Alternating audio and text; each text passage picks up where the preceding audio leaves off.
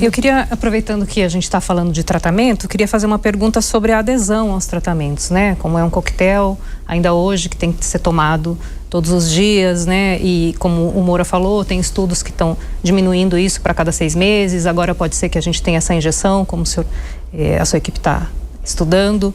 Eu queria saber como que é a adesão dos pacientes e o que dificulta essa continuidade, já que é um tratamento para o resto da vida, né? E o resto da vida é muito tempo. O que acontece para algumas pessoas é muito tempo. E o que acontece, tem um fenômeno que é muito conhecido em medicina, né? Que tem um nome em inglês, chama pill fatigue. As pessoas se cansam do tratamento. Então, o que acontece? As pessoas têm que tomar um tratamento para a vida inteira e num determinado momento elas não percebem que elas estão cansadas, mas elas se cansam. Elas não percebem que estão deixando de tomar os medicamentos, mas elas estão deixando de tomar o medicamento. Isso acontece com muita gente, acontece com frequência em várias doenças, mas olha, se você tiver esse cansaço com remédio para pressão, provavelmente você não vai morrer. Ou para diabetes, ou para reumatologia. Você ajusta isso daí.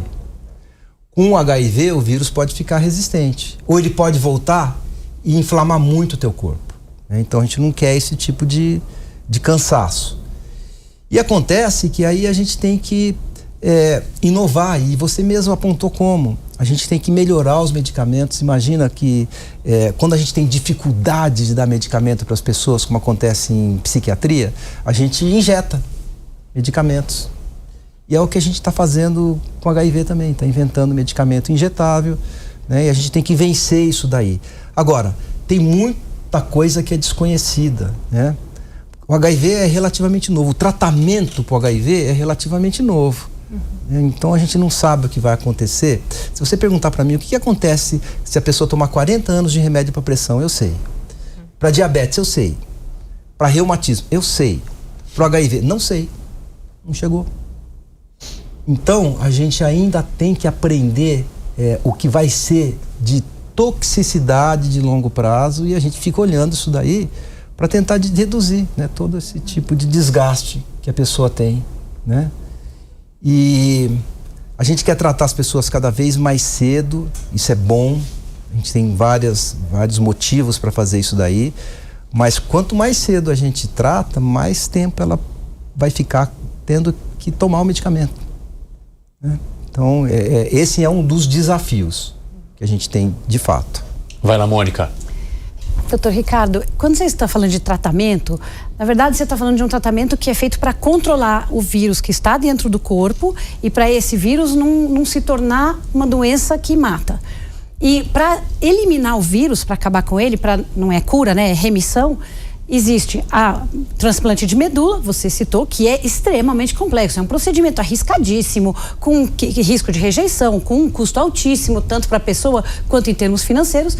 E aí vocês foram os únicos que tiveram um caso de cura ou de eliminar o vírus por via medicamentosa, sem precisar de um transplante, que não é viável pensar em transplantar em larga escala todos os hoje contaminados com HIV. Qual é a possibilidade desse tratamento que vocês desenvolveram se tornar algo comum, de uso frequente para todo mundo, acessível para todo mundo, e que a gente possa pensar num mundo sem HIV? Primeiro, a gente deu sorte, né? Eu acho que a gente deu muita sorte de achar um caminho, né? E ter dado muito certo, e a gente ter todas as evidências de que a gente conseguiu eliminar o HIV do corpo de uma pessoa, né? E aí, a grande pergunta é... ele estava num grupo de 5, 4 não tiveram essa mesma sorte, esse mesmo sucesso, né? E por quê? Bom, é claro que a gente vai descobrir por quê, né? E vai ajustar isso daí para tentar melhorar esse desempenho. Você sabe o que vai acontecer? Isso acontece com várias doenças. Na hora que a cura chegar para o HIV, né, essa remissão sustentada, ela não chega para todo mundo de uma vez. Ela vai chegar para uma parcela de pessoas. Aquelas que estão mais próximas, aquelas que têm um perfil próprio para isso daí. E aí a gente vai entendendo e vai ajustando e vai tentando aumentar essa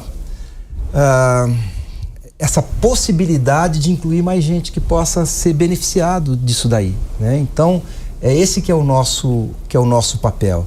Hoje em dia, a gente tem uma linha da medicina que chama medicina de precisão. O que a medicina de precisão faz? Ela entende que o tratamento não é igual para todo mundo, para algumas doenças muito complexas, né? Por exemplo, para oncologia, para câncer, né? Tem gente que o remédio não vai funcionar.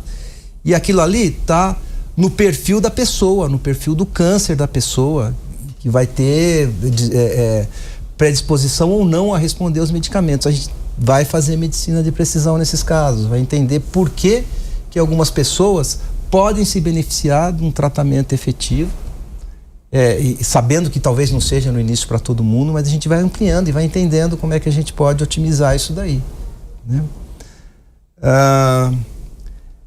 Cada vez mais fica claro que o HIV nessas pessoas funciona como se elas tivessem um câncerzinho. O corpo delas funciona num ambiente como se fosse um ambiente de um câncer, né? E a gente tenta aprender na oncologia como lidar com isso daí, como melhorar a imunidade das pessoas, como o oncologista faz, como fazer com que você elimine as células que a gente quer, como o oncologista faz. A gente tem que aprender muito com eles. E não é à toa que as pessoas curadas foram curadas com um tratamento oncológico, que foi o transplante de medula. Puxa vida.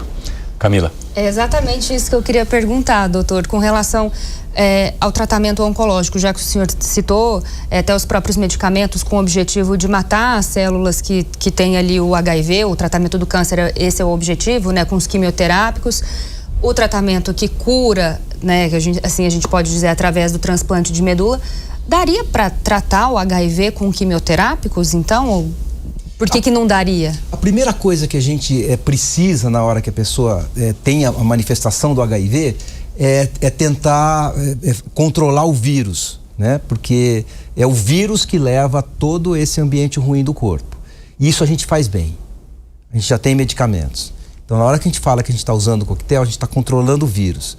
A gente está matando o vírus. É errado falar que matar o vírus, porque o vírus não tem vida, mas eu gosto. A gente está matando o vírus. E aí, o que sobra é o resto que está lá dentro. É aquele vírus que está dentro da célula da pessoa e que não consegue sair, fica produzindo algumas coisas muito estranhas, algumas proteínas estranhas. É aquele vírus que vai acordando e vai fazendo mal para a pessoa. Então, esse é o próximo passo. O corpo da pessoa funciona como se ele tivesse bobeado na hora que ele vai precisar da imunidade para controlar o vírus, né? Ele fica meio tolerante, que é uma coisa que acontece com o câncer. Com o câncer, normalmente a gente tem algumas travas que diminuem a nossa imunidade, para a gente modular a nossa imunidade. Só que se a gente errar, a gente pode desenvolver um câncer. É assim que a gente trata o câncer, porque a gente destrava o que está errado. E no HIV parece que as travas são semelhantes, né? Então a gente vai ter essa possibilidade também de usar esse tipo de abordagem. No final, tudo tem que se conversar, né? Então a gente tenta fazer um grupo grande de pesquisa, um centro de cura do HIV. E aí a gente está trazendo engenheiro, está trazendo físico, está trazendo bioquímico, para tentar usar todas esse conhecimento que a gente não tem, mas que as pessoas têm, e a gente tem que trazer junto. E o que falta, professor, em termos de investimentos, de questões financeiras, para que isso se concretize da maneira como vocês entendem que seria o ideal? A gente, para montar o centro que a gente quer, né, a gente precisa ter recurso. Esse recurso a gente está buscando de agências de fomento, parcerias privadas. Tem várias parcerias em andamento, porque a gente já identificou as pessoas, os jogadores, as pessoas que têm que fazer parte disso daí. E eles estão interessados? Estão muito interessados, né? Então a gente está trazendo gente para fazer engenharia genética, gente para usar nanotecnologia, fotoimunoterapia, várias coisas inovadoras. Para a gente juntar tudo, a gente não vai conseguir curar o HIV com um caminho único. A gente vai ter que ter várias coisas diferentes para juntando e até para otimizar isso daí para cada perfil de pessoa. Então a gente precisa ter esse centro. Não existe esse centro no mundo exclusivo, né? E na hora que a gente tiver ele começar a funcionar para o HIV, a gente abre uma perspectiva de que isso possa ser usado para outras doenças também.